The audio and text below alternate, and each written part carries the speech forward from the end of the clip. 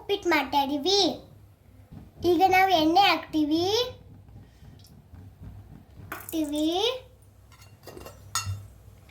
ಹಾಕ್ತಾ ಇದೀವಿ, ಜೀರಿಗೆ ಹಾಕ್ತಾ ಇದೀವಿ, ಕಡಲೆಕಾಯಿ ಬೀಜ ಮತ್ತು ಉಪ್ಪಿನಕಾಯಿ ಹಾಕ್ತಾ ಇದೀವಿ.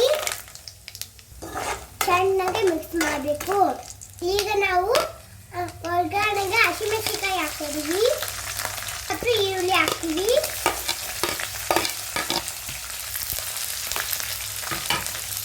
ಚೆನ್ನಾಗಿ ಫ್ರೈ ಮಾಡ್ತೀವಿ. ಈಗ ಈರುಳ್ಳಿ ಎಲ್ಲ ಬೆಂದೈತೆ. ಈಗ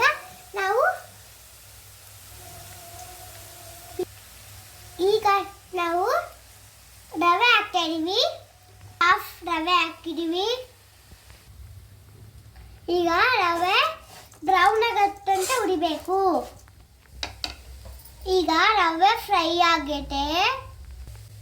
6 ಕಪ್ ನೀರು ಹಾಕೋಬೇಕು.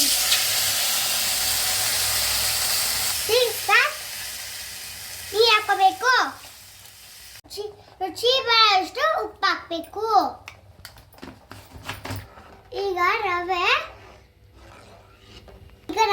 ಗಟ್ಟಿಯಾಗೋವರೆಗೂ ಬೇಯಿಸಬೇಕು. ಸ್ವಲ್ಪ ಕೊತ್ತಂಬರಿ ಸೊಪ್ಪು ಹಾಕಬೇಕು. 1 ಸ್ಪೂನ್ ತುಪ್ಪ ಹಾಕಬೇಕು. ಚೆನ್ನಾಗಿ ಮಿಕ್ಸ್ ಮಾಡಬೇಕು.